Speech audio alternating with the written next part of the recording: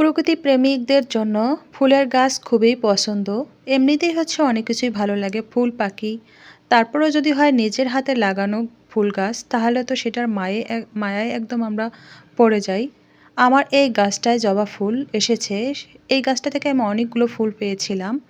আর আমার জবা ফুলগুলো অনেক ভালো লাগে। ছোটোবেলায় একটা কবিতা পড়তাম, ঝুমকো জবা বনের দুল, উঠল ফুটে বনের ফুল, সবুজ পাতা ঘুমটা খোলে, মন উড়ে যায় ডালে ডালে। এই যে কবিতাটা পড়তাম, ছোটোবেলা থেকে জবা ফুল আমার অনেক ভালো লাগতো। জবা ফুল আমার ফেভারিট, মানে পছন্দের তালিকায় না, কিন্তু জবা ফুল আমার অনেক ভালো লাগে, অনেক বড় একটা ফুল। আর এদিকে সবজি, টমেটো গাছ লাগিয়েছিলাম। আজকে আমি দেখাবো আমার গাছপালা নিয়ে কথা। এগুলো আমার নিজ হাতে লাগানো। আর টমেটোগুলো পেকে গিয়েছে। তারপরে যে আমার টমেটো তুলতে মন চায় না। কারণ আমি শাকসবজি সবগুলোকে বেশি পছন্দ করি।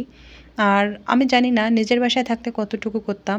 কিন্তু যে গাছপালাকে অনেক ভালো লাগা থেকে আমার এই গাছগুলোকে লালন পালন করা, বড় করা, সার, কীটনাশক, ওষুধ, তারপরে সব কিছুই যত্ন করে লাগানো। কিন্তু দেখা যায় যে আমরা যখন বাসা চেঞ্জ করি, তখন বাসা চেঞ্জ করলে গাছগুলো নিয়ে যাওয়া খুবই কষ্ট হয়ে যায়। এইজন্য গাছগুলোকে আমি নিয়ে যেতে পারবো না। কিছু গাছ আমার যারা খুবই ঘনিষ্ঠ, মানে সম্পর্ক তৈরি হয়ে গেছে যাদের সঙ্গে, তাদেরকে আমি গিফট করে দিয়ে চলে যাব। আর এদিকে তুলসীর গাছ, তারপরে আমার এখানে যে কয়টা গাছ দেখা গেছে সবগুলো গাছে অনেক ভালো, সবাই অনেক পছন্দ করে। আর এই তুলসীর গাছটা অনেক উপকারী। আমি গাছের সঙ্গে পরিচর্যা করতে করতে, টমেটোগুলো তুলতে তুলতে এই পিচ্চি আর পিচ্চির মা চলে এসেছে। তারপর আমি ওর সঙ্গে একটু দুষ্টামি করলাম, ওকে পাতা দিলাম, ও আমাকে পাতা দিল। তারপরে এভাবে আমরা খুনসুটি করলাম। আর এদিকে কাঁচা টমেটো, পাকা টমেটোগুলো তুলে দিলাম। আর এই বাবুটাকে বললাম যে তোমার জন্য এই তুলসীর গাছটা রেখে যাচ্ছি। তারপর সে আমার সঙ্গে কতক্ষণ আসলো। আমি যে যখন টমেটোগুলো তুলছিলাম, তখন সে টমেটো তুলে একদম মশমশ করে খাওয়া শুরু করে দিয়েছে। তারপর আমি ওর মাকে বললাম যে ভাবি, ওকে একটা টমেটো ধুয়ে দেন, তাহলে ও খাবে।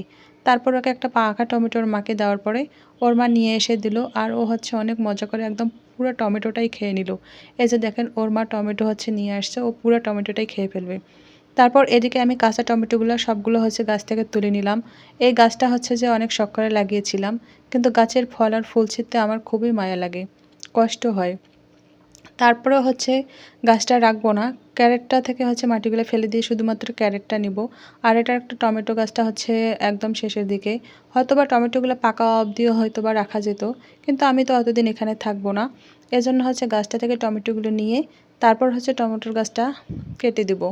আর এখানে কেউ গাছ অতটা মানে লাগায় না, কারণ বাসা চেঞ্জ করলে তাদের নাকি অনেক প্যারা, ছোটো বাবু নিয়ে তাদের অনেক ঝামেলা হয়। আর এই টমেটো গাছ থেকে আমি একদম মোটামুটি 3 কেজির মতো টমেটো পেয়েছি। তারপর এখান থেকে ইয়েগুলো ফেলাই দিয়ে গাছটা একদম গোড়া পর্যন্ত কেটে দিব। আর বাকি যে গাছগুলো আছে ওগুলো যে আমি একটা দুইটা হয়তো সাথে নিয়ে যাব, আর বাকিগুলো যে যাদের সঙ্গে খুবই ভালো সম্পর্ক তাদেরকে গিফট করে দিয়ে চলে যাব, এরকম একটা অবস্থা। আসলে গাছের প্রতি আমার অনেক ভালো লাগে। গাছ, তারপর পশু পাখি, এগুলো সব কিছুই আমার ভালো লাগে। আমার প্রকৃতিই ভালো লাগে। তারপর তুলসীর গাছগুলো অনেকগুলো ছিল। আর পাহাড়ি ধনিয়া আমরা যেগুলো বলি, ওগুলো অনেকগুলো ছিল। সেগুলো প্রত্যেকটা গাছের মধ্যে লাগিয়ে দিলাম। যাদের মানে যার কাছে যে গাছটা যাবে তার গোড়ায় গোড়ায় একটা করে গাছ, তুলসীর গাছ আর ধনিয়াপাতা গাছ লাগিয়ে দিয়েছি। গাছগুলো শেষমেশ একদম রেখেই যাব। এর আগেও আমি একবার বাসা চেঞ্জ করেছিলাম, গাছগুলোকে সাথে নিয়ে এসেছিলাম, কিন্তু সেই বাসাটা খুব কাছেই ছিল। আর আমার আজকে ঠান্ডা জ্বর লেগেছে, ঠান্ডা হয়েছে, এই জন্য আমি কিছু তুলসীর পাতা উঠাই নেব। নেওয়ার পর এগুলো রস করে খাবো। আর তুলসী দিয়ে চা বানিয়ে খাওয়া যায়, তুলসী সিরাপ বানিয়ে খাওয়া যায় যদি ঠান্ডা জ্বর লাগে। আর বাবুদের জন্য এই তুলসীর পাতা খুবই উপকার। আর স্কিন কেয়ারের জন্য তুলসী পাতা যে ব্যবহার করা হয়ে থাকে।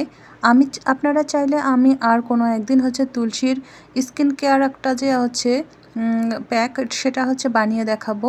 আর তুলসী চা কিভাবে বানায়, তুলসী কিভাবে সিরাপটা বানায়, সেটাও আপনারা চাইলে আমি কোনো একদিন দেখিয়ে দেবো। তো আমার ভিডিওটা যদি ভালো লাগে তাহলে অবশ্যই লাইক, কমেন্ট, শেয়ার করবেন। নতুন কোনো ভিডিও নিয়ে আবারও হাজির হব। আজকের মতো বিদায়, আল্লাহ হাফেজ।